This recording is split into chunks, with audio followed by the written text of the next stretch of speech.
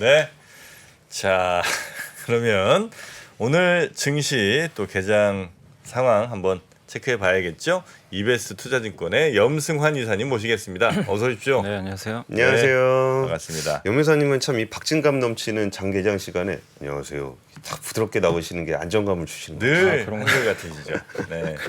전쟁 나도 아마 비슷할 겁니다. 그죠? 네. 오늘 전쟁 났습니다. 예. 지금 서울 강북구 일대가 점령을 당했고요. 아, 제가 그랬군요. 저 전혀 전 생각을 안 하고 있어가지고. 항상 한결 같은 모습 너무나 네, 저희가 든든합니다. 감사합니다. 그나저나 지금 뭐 외국에서 막 들려오는 뉴스들은 굉장히 좀 불안한 뉴스들도 많고 일단 네. 미국 시장도 좀 빠졌고요. 네, 우리 시장도 좋지 않을 것 같은 느낌이 살짝 있는데 네, 오늘 일단 예상은 그냥 보합 정도 보합 정도예요? 현재는 마이너스 0.6포인트니까 약보합. 보합이라고 보시면 좋을 것 같고요. 음. 이 코스피는 그렇고 코스닥은 2.62포인트 정도 약간의 좀 하락세로 출발할 것 같습니다. 그래서 이제 미국 증시 좀 빠진 거를 이제 조금 반영을 하면서 오늘 좀 출발을 할 걸로 좀 보이고요. 사실 뭐 미국의 지역은행 리스크가 좀 갑자기 커졌잖아요. 오늘도 보니까 팩 웨스트뱅크가 뭐 시간에서 주가가 폭락을 하고 있고 예. 그래서 이런 부분들이 약간 좀 오전에 조금 이제 부정적으로 증시에 좀 영향을 좀 줄 가능성이 있는 것 같습니다. 그래서 약간 이제 코스닥은 좀 약보합권 출발할 것 같고요. 코스피도 좀 하락세로 일단 출발을 할 것 같습니다. 지금 일단 이제 기업들 이제 호가 나왔는데 삼성전자는 0.15% 상승세로 출발을 했고요. 다만 이제 LG에너지솔루션이 마이너스 0.7%, SK하이닉스가 마이너스 0.6% 정도 그래서 좀 하락 출발을 했고요. LG화학은 0.3% 정도 지금 상승세로 출발해 줬습니다. 현재 코스피나 이제 지수가 나왔는데 마이너스 6.58포인트 그래서 0.26% 정도 하락세로 일단 출발을 했고 상승이 235개, 하락이 496개로 일단 하락이 더 많은 상황이고 일단 오늘 오전에 2,500이 다시 좀 이탈되는 모습입니다. 그리고 코스닥은 마이너스 2포인트 정도 빠져서요 0.26%고 하락이 지금 875개, 상승이 400개 정도 되는 상황이라 이제 하락이 한 2배 정도 많은 것 같고 841포인트 기록을 하고 있습니다. 오늘 일단 시총 상위 기업 중에서는 일단 카카오가 좀 출발이 안 좋은 게 방금 예. 실적 발표가 나왔는데 좀 예상보다는 좀 실적이 안 좋게 나온 안 것 같아요. 좋아요? 일단 숫자로는 뭐 내용은 보셔야 되겠지만 숫자로는 좀 예상보다 안 좋아서 지금 마이너스 3% 정도 하락세로 일단 출발을 했고 오늘 그래도 좀 좋은 출발 보이는 기업은 두산 에너빌리티가 어제 이제 실적이 나왔는데 굉장히 좀 어닝 서프라이즈가 나왔더라고요. 그래서 네. 좋은 실적 발표하면서 2.8% 그리고 시멘트 기업이 이제 쌍용 C&E가 2.5% SK 바이오사이언스가 1.9% 정도 상승을 했고 현대 엘리베이터가 1.8% 또 한정 기술이 1% 그래서 오늘 원전하고 좀 건자재 업종 좀 출발이 일단 좋고 또 바이오 기업들도 삼성바이오 로직스가 0.4%인데 오늘 뭐 또 일라이릴인가요? 거기서도 네, 오늘 알츠하이머 치료제 관련해 가지고 또 긍정적인 내용들이 나오다 보니까 제약바이오 쪽에 조금 긍정적으로 작용하고 있고 좀 미국의 은행은 좀 흔들렸지만 그래도 오늘 KB금융은 0.6% 상승세로 좀 보여주고 있고요. SK아이테크놀로지, 포스코 퓨처엠 같은 2차 전지 소재도 각각 1%씩 반등을 일단 해주고 있는 것 같습니다. 다만 이제 오늘 좀 빠지는 기업들은 이제 아까 말씀드린 카카오가 좀 실적 때문에 빠지는 것 같고요. 네. 그리고 NC소프트가 마이너스 2%, 한미반도체가 마이너스 2.8% 정도 하락하고 있고 손해보험주가 좀 빠지는 것 같습니다. DB손해, 현대해상이 한 1.5% 가까이 빠지고 있고 그다음 중국 소비주 어제 아모레퍼시픽하고 LG생활건강이 안 좋았는데 오늘 미국에서 또 에스티로더도 주가가 많이 빠졌더라고요. 근데 그 내용을 제가 살펴보니까 한국하고 중국 하이난 면세점에서 좀 지금 회복이 잘 안 되고 있대요. 이런 부분들이 우리나라에 좀 영향을 주는 것 같아요. 네네네. 그래서 아마 아모레퍼시픽 오늘도 한 1.5% 정도 좀 하락을 하고 있다라고 보시면 좋을 것 같고요. 그 외에 증권사인 이제 한국금융지주가 마이너스 1% 정도, 또 철강주인 현대제철이 마이너스 1% 정도 하락세를 일단 코스피에선 보여주고 있는 것 같습니다.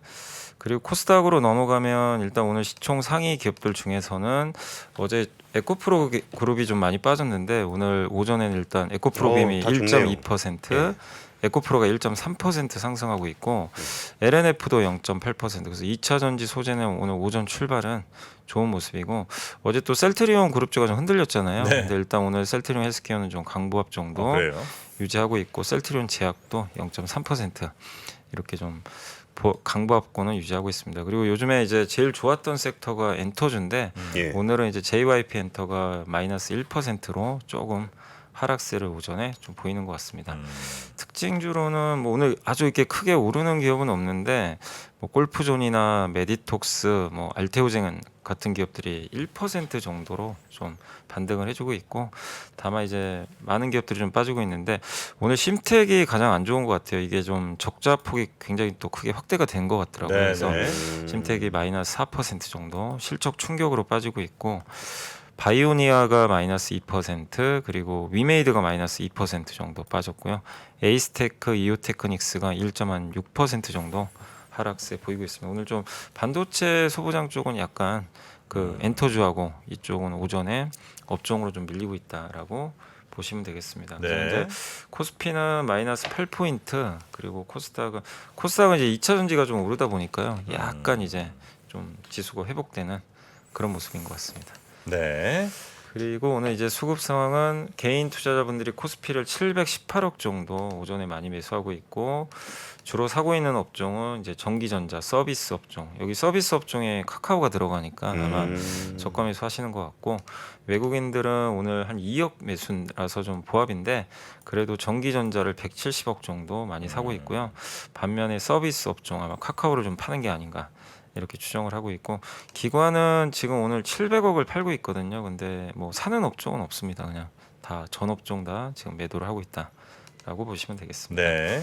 그리고 이제 업종과 섹터 쪽으로는 오늘도 좀 비금속 광물 업종 요새 히토류 관련주들 좀 강세 보이고 있는데 오늘도 강세 이어지고 있고 니켈 관련주들도 좀 강세고요.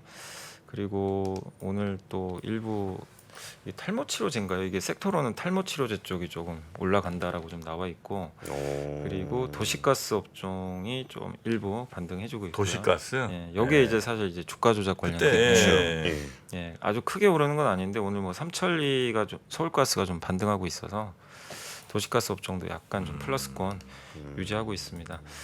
그리고 원자력 발전 관련주들이 오늘 두산 에너빌리티가 일단 실적이 잘 나왔기 때문에 네. 오늘 뭐 한정 KPS도 좋고요. 한정 기술까지 대표 기업들 좀 오르고 있는데 물론 이제 모든 원전주가 다 오르지는 않고 있고 대표 기업들 위주로 상승세가 일단 나와주고 있다라고 보시면 좋을 것 같습니다. 그리고 뭐 사료 업체들 좀 일부 올라가고 있고 미용 의료기기 회사들 일부 좀 오늘 올라가는데 아마 보톡스 쪽이 좀 오늘 좋은 것 같아요. 메디톡스, 대웅제, 파마 리서치 여 3사가 다 보톡스 하고 있기 때문에 네. 이쪽이 오늘은 미용 의료기기 쪽에선 좋은 모습 보여주고 있습니다. 사료 쪽은 뭐 이슈가 좀 있어요? 뭐 어떤 사료 테마로 쪽은- 시작돼 가지고 이렇게 된 게 저기 뭐 식품 가격 올라서 같이 올랐었던 건가요? 사료. 아니요, 식품하고는 요새 오히려 그리고 곡물 뭐 가격. 비료, 곡물이나 비료값 떨어지고 있거든요. 그래서 저도 원래 이게 이쪽 사료주들이 예전부터 이제 좀 전쟁 리스크 있거나 그 작년에 한참 이제 우크라이나 전쟁 터졌을 때 그러니까 곡물가에 예, 영향이 올라가면 좀 오히려 있는 더 거죠? 예, 수혜를 받으니까. 근데 네네네. 오히려 요즘에 곡물가 떨어지고 있거든요. 그래서 저도 이게 요새 사료주 움직이는 건 조금 예. 근데 뭐 특정 기업이 좀 움직이는 것 같기도 한데 어쨌든 뚜렷하게 뭐 올라간 이유가 나온 건 없는 것 같습니다. 예. 그리고 오늘 좀 빠지는 섹터들이 좀 많은데 오늘 일단 이제 카카오가 좀 안 좋다 보니까 인터넷 관련주들 뭐 SNS 관련주들 이쪽이 좀 빠지는 네. 그런 모습이고 비트코인 암호화폐 관련주도 오늘 좀 빠지고 있고요. 자동차 대표주들도 어제부터 그 KG 모빌리티가 좀 안 좋더라고요. 쌍용차 예, 주가가 좀 많이 빠지고 있는데 쌍용차. 오늘도 마이너스 5% 주가 좀 크게 빠지고 있어서 자동차 섹터는 오늘 이제 전체적으로 좀 부진한 그런 흐름들이 오전에 나오고 있습니다.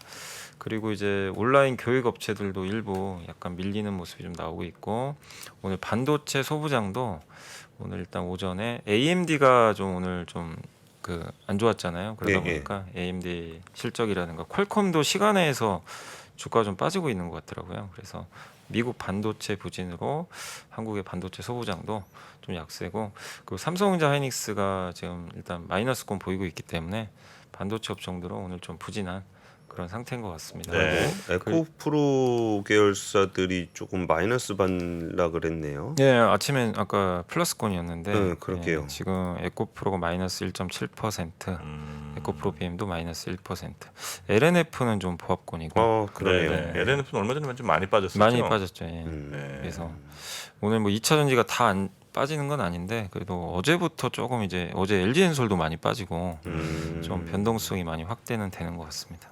예. 그래서 오늘 뭐 대부분의 기업들이 좀 많이 그러니까 이 그 하락 종목이 좀 많은 편인데 네. 일부 좀 중소형주 위주로 좀 강세 보이는데 근데 이렇게 뚜렷하게 뭐가 주도 업종이 그러게요. 보이진 않는 것 같아요. 뭐 증시를 이끌 만한 주도 업종이 막 센게 그러니까 어제까지는 엔터주가 또 이끌었거든요. 네. 근데 오늘은 이제 그런 확실한 주도 업종은 보이지 않고 그나마 오늘은 좀 백신주 그 SK 바이오사이언스나 삼성 바이오, 셀트리온 요런 이제 헬스케어 쪽 있잖아요. 큰 회사들 SK 바이오판까지 우리 한국을 대표하는 바이오주들이 일단은 그래도 업종에서는 가장 좀 눈에는 띄는 것 같습니다. 네. 야, 지금 한 1.5%도 안 올랐는데 이거를 업종 주도로 아니, 꼽아야 근데 될 가는 게 정도로 없어요. 가는 게 없네요. 네, 오늘은 눈에 확 띄는 게 좀 보이진 않습니다. 근데 이제 1% 이상에는 많네요. 한미사이언스도 있고 예. 한미약품도 있고 셀트리온, SK바이오파 뭐 바이오질이 1% 이상씩 네. 오르는 데들은 좀 있네요. 그리고 오늘 뭐 이 셀트리온 그룹주도 일단 오늘 좀 반등을 하고 있어서 이제 바이오 쪽 알테오젠도 한 4% 올라가거든요. 그래서 바이오가 일단 오전은 주도하고 있는 게 좀 맞는 것 같습니다. 네. 자, 지금 관심 가시는 종목 없으십니까? 지금은 없습니다. 음. 정프로는 지금은 이제 약간 초연 그 단계에 지금 가고 있고요. 예.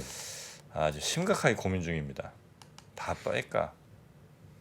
아유, 주식시장 과열을 조장하시려고 그럽니까? 나 때문에 자꾸 뭐 이렇게 채팅창 이런 얘기 나오는 것도 너무 지금 이제 심적으로 부담이 네, 되셔서. 부담돼요. 그냥 다 팔아버릴까? 지금 심각하게 고민 중입니다, 여러분. 음. 네. 그렇게만 알고 계십시오. 이러면 오르겠지? 채팅창 순간적으로 한 10초 정도 채팅창 안 올라가는 거 보셨나요? 매매하시느라고? 자, 그러면 또 보고서들 볼만한 네. 것 좀 한번 체크해 볼까요? 네, 그 하이투자증권의 조희승 이제 연구원이 자동차 담당하시는데요. 일단 이 미국 자동차 판매 데이터 나왔습니다. 4월달. 그래서 예. 자동차 미국 4월 판매 대수는 136.1만 대로 8.4% 증가했고, 근데 여기서 이제 가장 특징적인 건 플릿이라고 그 상업용 자동차 있잖아요. 렌트카. 이게 좀 주도를 한 것 같습니다. 4월달에 이 플릿 판매 대수가 21.5만 대로 15.6%나 증가했고 이게 원래는 코로나 전에 그 렌트카나 이런 플립 판매 비중이 한 18에서 19%인데 이번 4월에 좀 증가했음에도 15.8%니까 플립 비중이 예전보다 좀 낮아져 있죠. 그래서 이쪽에서 조금 더 그 증가할 여지는 좀 있는 것 같고 확실히 리오프닝으로 렌터카 수요가 높아지고 있다 이렇게 보시면 되겠고 우리 한국 기업들한테 사실 이제 수익성이 중요한 게 인센티브잖아요. 딜러들한테 예. 제공하는 비용이죠. 이게 어쨌든 산업 평균 인센티브는 21%로 좀 많이 증가를 했습니다. 그래서 전년 동기 대비해서는 증가 추세가 확실히 나왔고 가장 인센티브가 지금 이제 많이 주는 거 이거 좋은 건 아니죠. 스텔란티스가 2,818달러로 제일 안 팔린다는 거죠. 그럴 가능성이 높죠. 그리고 닛산, GM, 포드 그다음에 이제 현대차. 근데 혼다가 원래 현대차 위에 있었는데 혼다가 이번에 좀 차가 잘 팔렸는지 인센티브가 좀 내려갔어요. 그리고 기아 그리고 토요타가 제일 낮습니다. 근데 토요타가 낮은 이유는 자동차가 이제 재고가 좀 부족하대요. 이 반도체나 이런 게 좀 부족해서 그래서 인센티브를 이제 강하게 할 요인이 좀 별로 없는 것 같아요. 네. 그리고 이제 기아나 현대차는 확실히 여전히 낮은 인센티브를 유지하는데 다만 기아가 인센티브 증가율이 좀 플러스 전환했기 때문에 2분기부터는 좀 비용 부담이 반영될 수는 있다.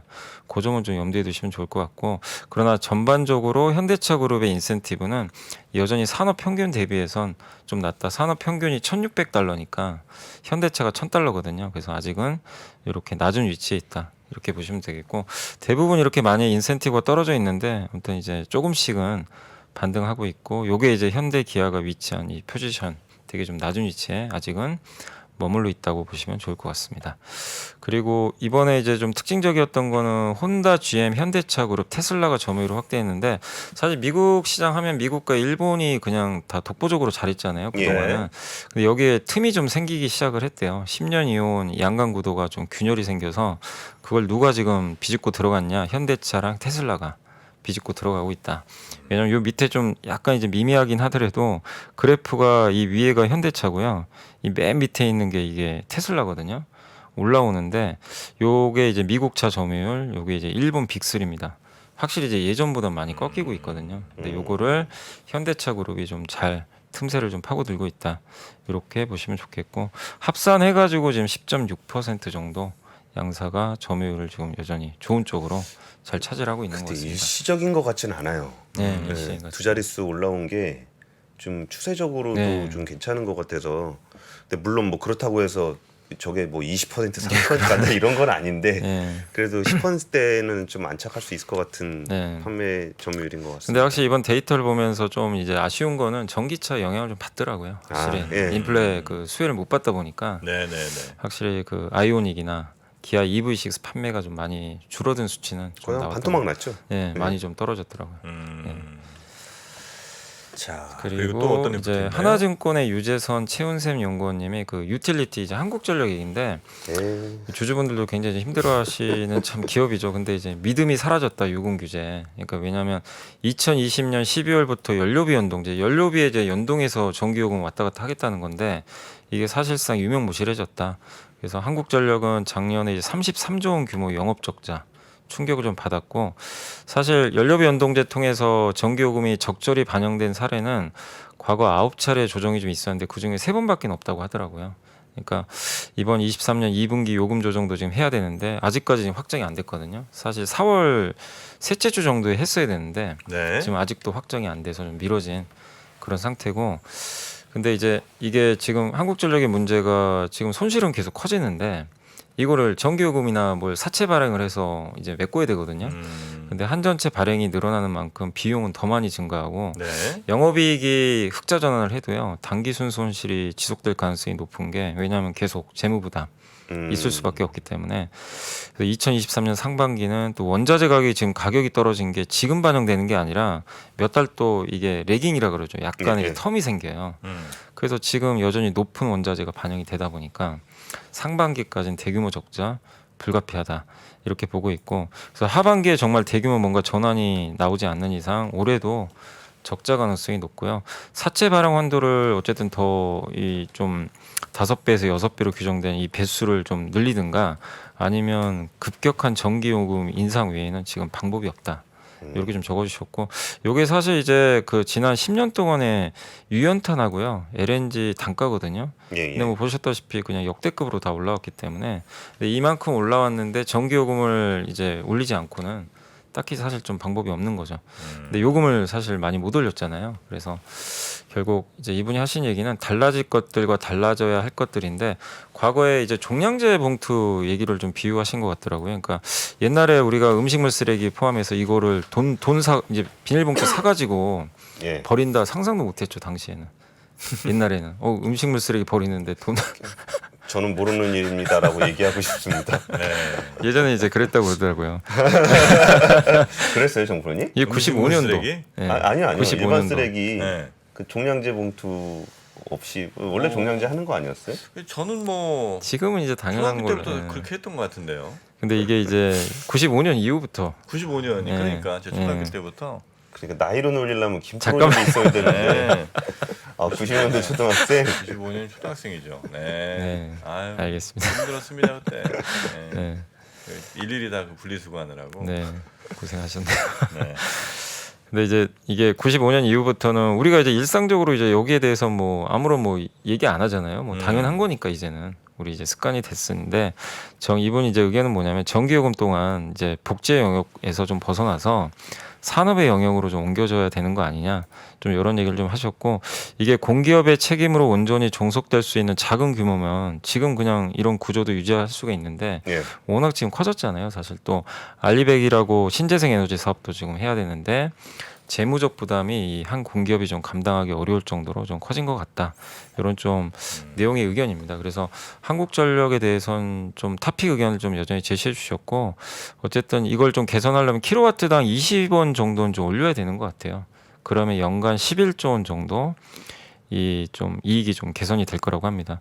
그래서 지금 현재 원가 구조를 만약에 그냥 그대로 유지하면 내년하고 내후년까지도 2, 3조 원 정도는 계속 영업 적자가 좀 날 수 있다. 그래서 외부 자금 조달 없이 좀 운영을 계속 하려면 정상화하려면 전기요금을 어쨌든 좀 올려야 된다라는 그런 좀 의견인 것 같습니다. 아이고 참 염사님 지금 그 얘기하시는데 채팅창에 그 전기요금 올리려고 지금 작업하는 거냐? 전기요금 올리기 정말 힘든 것 같습니다. 예. 근데 이건 뭐, 여론적인 측면에서도 굉장히 좀 어려운. 근데 이제 이분은 가진 한국전력 것 같아요. 담당하신 분이니까. 예. 아니 예. 리포트에서 전기요금 올려야 된다고 해봐야 그게 뭐 의미가 있나 그게. 그러니까 이제 한국전력이 지금 네. 적자가 33조 나왔잖아요. 네. 사실상이면 부도죠 어떻게 보면 그렇죠. 일반 기업이면. 예. 근데 이제 공기업이니까 살아남은 건데 결국엔 이제 이 애널리스트 의견은 이걸 정상화하는 방법은 전기요금밖에 없다는 거죠. 아니면 사채 발행원들 더 늘려야 되는데 아유, 근데 그거는 또 빚으로 또 쌓이는 거니까 빚으로 쌓이기도 하고 또 그거 자체가 우리 채권 시장에 네, 또 금리 또 올려버리는 네, 거니까. 안 좋은 영향을 주니까. 예. 이게 사실 그 이론적으로 보면 되게 단순한 건데요. 이게 산업적인 측면에서는 산업적인 측면으로 가고 사회적 약자들에 대해서는 전기요금에 대한 바우처를 지급해서 그분들은 그러니까 돈 있는 사람한테까지 전기요금을 깎아줄 필요는 없잖아요. 네. 그러면 좀 약자들한테는 좀 이게 다른 방식으로 보전을 해주고 좀 정상화시키는 게 맞는 것 같긴 한데 사실 좀 전기요금 문제는 워낙 정치적인로 예민해서 네. 좀 좀 현저히 난리가 나겠지. 단기에 쉽지는 않아 보이긴 합니다. 서민만 어렵냐, 뭐 다 어렵다, 뭐 이런 얘기부터 시작해갖고 뭐 워낙 또 정치적으로 네, 활용하는 그죠. 분들이 많으니까. 자, 하여튼 한전 관련해서는 이런 보고서가 있었다. 네. 한전 보고서는 근데 참 쓰기는 진짜 어려우시겠다, 그죠? 이게 쉽지가 않죠 이게. 이게 뭐 안 그래도 뭐 이 주가도 워낙 이제 힘든 데다가 거기다 이제 본인이 컨트롤할 수 없는 혹은 뭐 본인이 도저히 파악할 수 없는 뭐 정부 차원의 뭐 이렇게 나오면 본인 쓴 게 아예 이제 네. 틀려버리는 순간이 오니까 이건 좀 쉽지는 않겠네 네. 생각이 좀 드네요. 한전을 한 20년 보유하셨으면은 똔똔에서 좀 빠지네요. 아이고야 20년 동안 2003년 12월에 24,000원이었는데 지금 19,000원이네. 한참 떨어져. 또돈 정도가 아니네 그러면.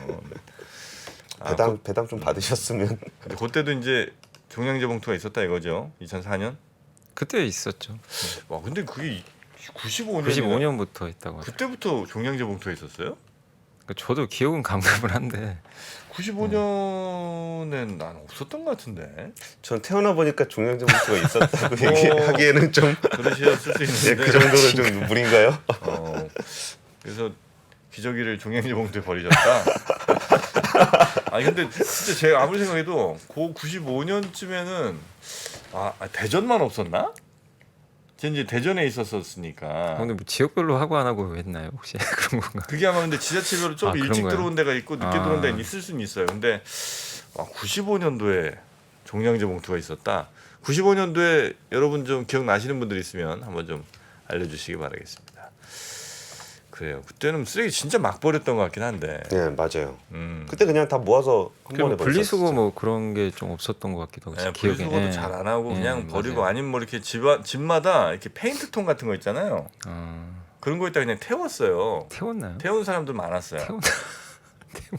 그래요? 태웠어요. 우리 집은 아니었지만 그 태운 거는 태운 건 좀 오버니까.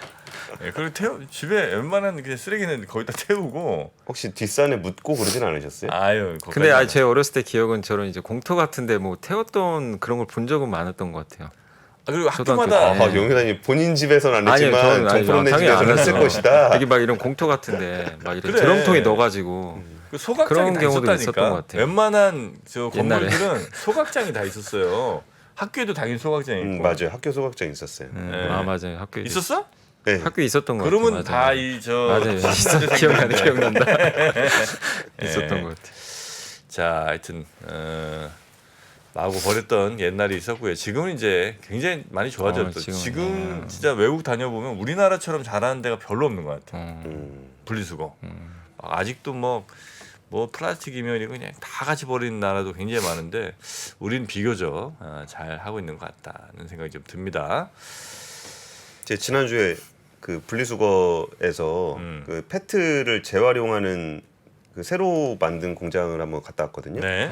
근데 이게 순환경제라 그래가지고 분리수거 깔끔하게 잘해서 다시 플라스틱을 만드는 방식이에요. 근데 그런 것들이 지금 굉장히 좀 떠오르고 있는 산업 중에 하나인데 플라스틱으로 플라스틱을 만들고 뭐 2차 전지 같은 경우도 폐배터리로 다시 배터리를 그렇죠, 만들잖아요. 그렇죠. 네. 그래서 이런 그러니까 분리수거도 깔끔하게 잘해서 자원을 이렇게 자연에서 캐내는 게 아니라 우리가 사용하던 물건들을 다시 만들 수 있는 이 순환경제 같은 경우는 전망도 굉장히 밝고 네. 좀 인류적으로 좀 필요하기도 하고 그런 것 같아요.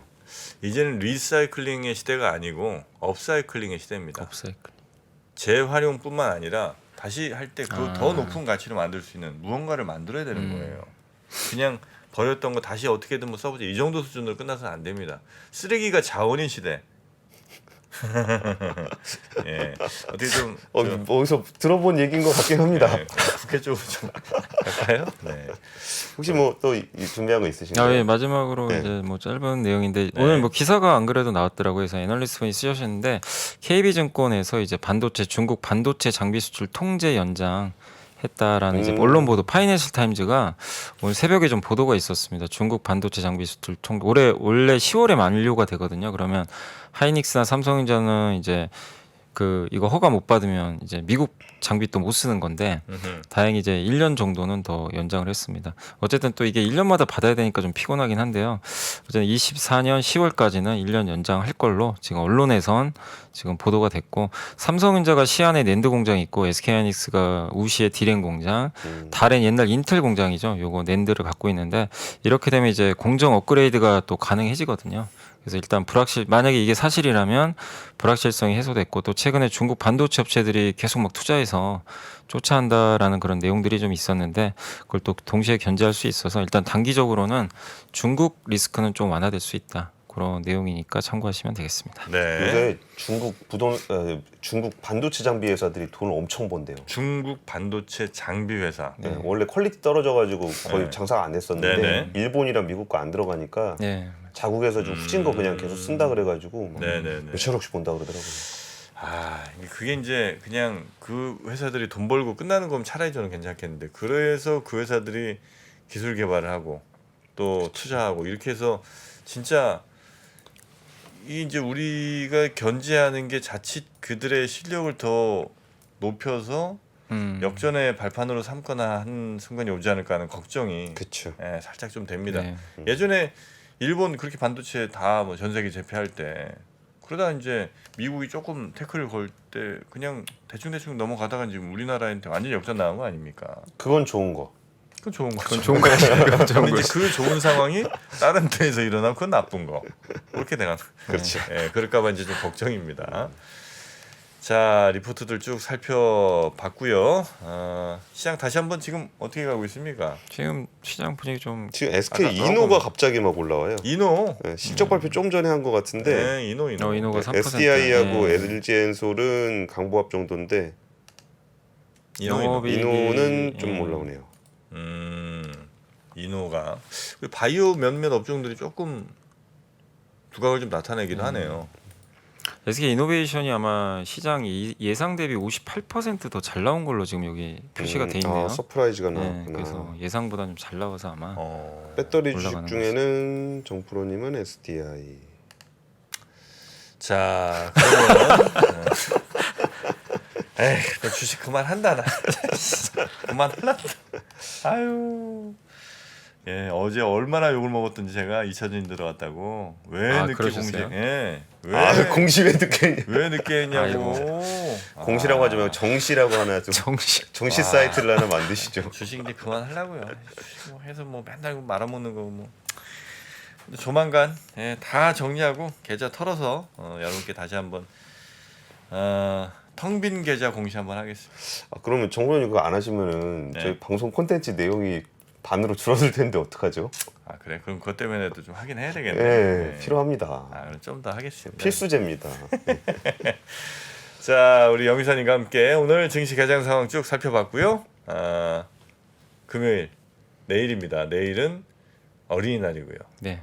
예, 또 집에 또 어린이들이 있으시죠? 아니 어린이는 없습니다. 아, 어린이 또 다 청소년 하나 있습니다. 청소년 하나인가요 이제? 아, 하여튼 청소년과 즐거운 어린이날 네, 보내시고요. 혼자 놀아서 뭐 아 그래? 같이 안 놀아줘요? 안 놉니다. 몇 살부터 안 놀아줘요? 중2가니까 이제 친구들하고 놀더라고요. 아, 그럼 중1까지는 거의 집에 있었거든요. 중1. 네, 중1까지는 집에서 이제 주말에도 아, 있었는데 근데 같이 놀아줘요 그때는.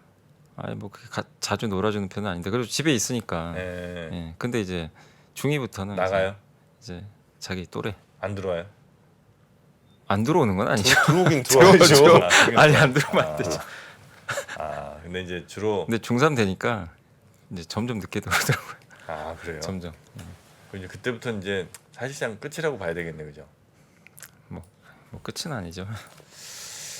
아, 아니 저도 유통기한이 언젠가 언제까진가. 근데 제 느낌은 아마 그러니까 중2병이 크게 심하게 온 건 아닌데 중2 되니까 조금 확실히 아, 중2라고는 다르더라고요. 네, 중2. 확실히 다르긴 다르더라고요. 알겠습니다. 아유, 몇 년 일단 참 셋째가 있으니까 아직 좀 있는 좀 시간. 그리고 자, 마지막으로 네. 이제 지표 이제 내일 그 미국의 4월 고용 보고서 좀 있고요. 그다음에 애플 실적 발표가 예정이 돼 있고, 그다음에 내일 뭐 우리나라 이제 휴장이고, 그다음에 5월 6일부터 그 버크셔에서의 주주총회 열린다고 하더라고요. 네, 아마 네. 거기 또 가신 분들도 계신 것 같은데, 아, 예, 토요일부터 열리니까 또 일정도 참고하시면 되겠습니다. 강환국 작가도 거기 갑니다. 아, 바꾸죠. 네, 아 질문 하나 좀 했으면 좋겠는데. 네.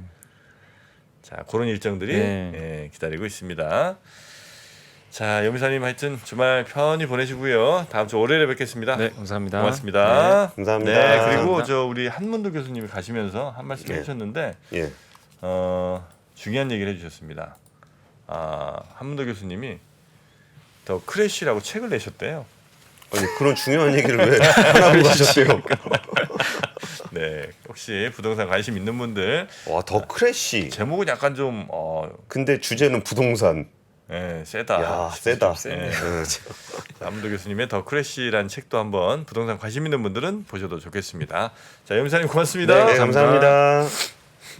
시간이 흘러도 변하지 않는 여러 가지 원칙과 사고 체계는 존재하거든요. 대가들의 사고 체계, 투자 기법이 아니라 생각의 방법. 그런 거를 분해를 해서 재구성을 해서 하나의 어떤 틀로 조합을 하는 과정이 필요한 것 같다. 라쿤자산운용 홍진채 대표의 거인의 어깨에 19년간 초과 수익을 달성한 그가 어떻게 주식 대가들의 투자법을 활용했는지 이 책에서 최초로 공개합니다.